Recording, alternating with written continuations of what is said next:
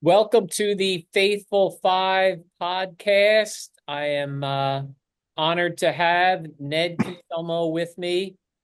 Ned, obviously, with the last name Cancelmo, is a cousin from North Jersey. And I'm excited to have you on board here to share a little bit about your faith journey. Ned, tell us a little bit about yourself, some background. Thanks, Tom. I'm sure you don't get a lot of North Jersey guys down your way, but I'm happy to be here and thanks for the opportunity. My parents, your Aunt Lori and Uncle Ned, grew up in Philadelphia, moved to New Jersey, Ridgewood, New Jersey, which is a suburb of New York, about 15 miles west. Lovely place where we all grew up. I was born there, worked there, still live there part time, but never left. So it's a really nice place. I'm the third of our family of three girls and three boys. My mom was an only child, so she was pretty strong on family. That was a big deal to her, getting the family together always. So I attended Mount Carmel School for 6 years. I guess that's where I got started as an altar boy. A lot of my Christmas pictures are me with a tie on. Everybody else is in pajamas, but I had to go to serve mass. So the Sisters of Charity were there, and they took that disciplined approach to both to faith and to education. I did a little better as a faith as an altar boy. So, but used to like to play basketball. I never grew, so I couldn't do that. So when I went to Ridgewood High School, I wrestled and played tennis. Not a very good wrestler, an adequate tennis player, but enjoyed that. Um, when I was a senior in high school, I met my future wife, Mary Claire. She had just graduated from Holy Child Academy up in upstate New York, and got a chance to spend a lot of time with her. We played a lot of tennis together. That's how we first got together. But we went steady. If there's such a thing still anymore, I don't know whether that still happens. I took a You're bus. showing your age a little with I that. am. I took a bus to North Carolina, which I'll never do again. But gave her my high school ring, and we ended up getting married, have a couple of children. So talk a little bit, talk to me a little bit about you. You mentioned being an altar server, but talk a little bit about when faith started to play a role. Was it younger, older? Everyone has different journeys. When did it start? Did something trigger it? Well, I guess that's a hard question. I've been trying to go over that for weeks since you asked me to do this. Where did it start? I mentioned the altar boy as you just did, but really, when I met Mary Claire and after we got married, we kind of said to each other, we have to be in this together. If we're going to raise our children as in the Catholic faith, which we want to do, it has to be a together thing. It can't just be you do it or I do it or we don't go to mass together. It has to be together. So we've always kept that. That was really, I think, the start for me. Mary Claire might have been a little bit different, but a little earlier. But that really was it for me, was starting to get involved that way with the kids. Talk a little bit about was it something? It was really your marriage that kind of. Well, that got it kicked off, I think. Yeah. It's there's a lot of starts and stops with faith. You're in, you're out, you're not. And to me, and I'm sure others as well, it's mostly the people that I met along the way that Yeah. have kind of done different things for me and helped me. And we've had a lot of ups and downs in our lives, like everybody else. My dad, when I was 18, told me about Huntington's disease, and a lot about it, but it's a really difficult disease. For several years, it was okay. He was home, stopped working, was home with my mom and my younger sister and younger brother. And then it got really hard, really bad. It was just really difficult. I was out the week before he passed. I was out looking at nursing homes. It just wasn't a great option, but fortunately, never had to go there. But I'd go to church and I'd pray, and I would pray for God to take him and to help us. But it's kind of a terrible thing to do and have to do. So after he passed, I had some good people that helped me. Mary Claire's dad was very good. I worked for him and Mary Claire's grandfather, and they were both really good with me and helping me to try to understand what happened, how to move forward, what to do, because it was a real battle, and Yeah. they were very comforting. And So one, I'm going to go in a couple of different influential people, because you started to talk about that along the way, and then I want to go back and just touch on your dad's battle. But along the way, who having a big cross like that, what did you say? You were 18 years old. That's a big deal at such a young age to have such a challenge thrown at you. And who helped you along the way Well, nurture? it was really, I think it was Mary Claire's dad who kind of stepped in, and her grandfather who helped me the most in those times. My mom was strong through a lot of it, but went back to work, did a lot of things that went on. But they were really good about it. And one day they said to me, you should really go to daily mass, because we were in the same office here. Why don't you go to daily mass? We did it in some tough times, and it helped us a lot. And I've always really respected both of them, so I decided to do it and went back to mass. Started going to 8:30 mass every day, and it helped. It was really good for me to sit and listen to the scriptures and start to not be so much in myself anymore and think about others, because that's really what it comes down to. Is you got to start. If you're thinking about yourself, you're not helping others, and that's really where I was.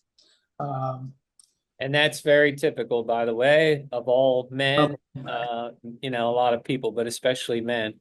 mhm. And along the way, so then as I said, you meet people. Sister Lucy comes up to me one day after mass and says, "Would you do me a favor? There's a woman who just had a brain surgery. She's down, brain tumor taken out. She's down the street from us. May Thomas, would you take her communion?" She was a daily communicant and had been there forever, as long as anybody could remember.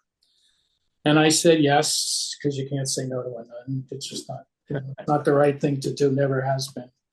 So I arrived at this apartment the next morning, dark apartment, with a new pick box and a new book that how to say prayers with the sick, and somehow muddled through it. Not sure how I managed to do that, but I did muddle through the first day, and then every day after for probably 2 years I spent with May. I'd go over there. Our office was right across the street from the church and right down the street from her place. So I could go to mass at 8:30, pick it up, walk back, and be back at work at 20 after 9 or something like that, back to work at 9. And she taught me, so much over the years. She taught me how to pray, which was really the biggest thing. So when you say, is there a moment, that was probably one of the bigger moments. Um, and to see her receive communion, the look on her face, the happiness, the sense of trust, it started to work with me too. So I would have to say she's one. I've always said that she's probably the one that probably gave me the most. And I ended up doing communion for other homebound after she passed, and then doing nursing homes after that, through COVID after I retired, which is a wonderful thing. I mean, these people are so grateful to have somebody to talk to, and especially when you come in with communion, and I've always had, I always gotten along really well with older folks. So it's been that's quite a journey there, and really was wonderful. And I think, at least from experience, it's how much you get out of it. Yes, you're bringing the Eucharist to them, and a lot of it is also loneliness in some cases and things like that. But isn't it amazing how much you got out of that as well? Yeah. So what do they say about, you put in 100, you get millions back, or whatever it is, however that quote goes. I didn't quote that right, but yeah, I got a lot more out of it, I'm sure, than they did. So talk a little bit about, you touched on your dad. Huntington's disease is a hereditary uh, neurological disease, and I always parlay it to kind of like Parkinson's, but that hits your family at a young age. Um, and the daily mass or some of these things helped you overcome that, because obviously you can, go in a bunch of different directions with that, like any disease, that hits a family when you're young, or Mhm. it's cancer or different things like that, right? Right. Well, and as I said earlier, when my dad was sick and passing, getting to that point, I was asking God to take him. When my mom got sick, and this is a few years later, it was almost 12 years later, I guess. I was just praying for patience, and I ended up having 5 years with my mom that were just wonderful. And the Lord gave me patience And instead of being in that position where, oh, I'm angry because she's not well, or I was just, we were out all the time, took rides, went out to have a beer someplace, just things that I got to do. One, because I was retired, and two, because I had a different mindset about it now. It wasn't the same. Now I'm praying for a little bit of patience because, you went through it with your parents too. It's always a little bit difficult. She was smacking up cars and doing all kinds of things, but the patience work. The Lord helped me go that route instead of the other route. So How about Ned, in terms of obviously daily mass work for you? That's still a got big step, big step. And it transformed you and helped you. What about day to day? Would you have any tips or thoughts on how people can, get on track with their faith if that's something they want to do? Well, one of the things, and I wrote this down when I was putting some notes together, is one of the best things I think I ever did as a husband. Mary Claire, I don't think we'll disagree, was I bring her coffee every morning. So that's like the first thing to do. We both get up. Now it's a little different because we're retired, but in the days when we were working, but we'd always have a cup of coffee together. Maybe I'd read the paper. She'd watch Katie Couric, again, dating myself. Um, but we'd talk about different things. And then one year we're down in Florida at Mary Claire's parents' house. We were doing the estate stuff for that. And her sister said to me, "Do you want to go see Matthew Kepping? He's down at this church." And for her to say that, because she's not, I said, "Well, sure, we'll go with you." And we went. And I'm sure you're familiar with Matthew and what he's done and how he operates. And we kind of went, wow, this is really pretty good. He was making you think about spending 10 minutes a day just in a cone of silence, talking to God, reading more, doing more. You take care of your body. A lot of guys go to the gym. A lot of guys run. I ran. I did different things. Buying clothes that, all different things you do to make your body look good. But what are you doing about God? So spend the time. And that goes with going to mass, but it also goes with just reading different scriptures and different books. So Matthew had a lot of books. We moved on a little bit from Matthew. We have some other different things we do. But every day we're both in, bring coffee. We're both sitting there for, now it's a little longer. It's a half an hour or more. I found a Thomas Kempis book at my father-in-law's when I was cleaning it out. And The Imitation of Christ. And I started reading that just daily, a page, and started to think about it. What did that page say to me? And now when we're sitting in there, some days we'll go, wow, this is just what we needed today. What did Saint Teresa I read too? I read her quotes and read another book also. And it's like, gee, I really needed that. Thank you. So you can get out of bed and you go, okay, now I feel better. Because there are a lot of ups and downs and bad things going on, in the world and in your family. And it helps a lot. So if I had anything I'd say just spend 10 minutes. Just sit down and read together. There's a couple different books that you can both read, and it's good. How about well, 10 minutes a day,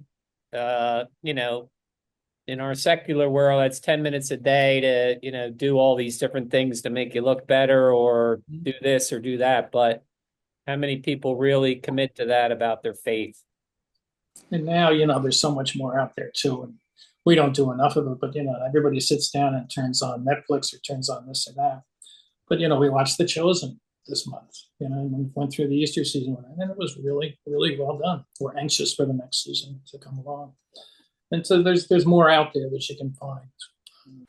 Well, there's an awful lot out there that doesn't connect with our faith. Right. So I mentioned the Netflix, we're watching the show now, Friends and Neighbors. It's a big show, but you watch it and you go, oh my goodness, what's the world coming to? But then we both go, wow, we're really old. But yeah, it's difficult at times with everything that goes on. But, you try to see the good in things. I think that's what I take most out of the Kempis book is that God created this. There's good in it. So you have to take your time, get over that initial. One of my prayers is not to be judgmental. Get over that initial. You see something and you go, oh, that's bad. But It's not generally. If you take an extra second, maybe you talk to the person, you find out, oh, that's why they're doing it. It's not. So I don't know whether that makes any real sense to you, but I try to think that way. I don't often always do it, but I try to think it. Don't be judgmental. Just take a minute, listen, see what really is going on. It's hard. It's very hard. Yeah. Yeah.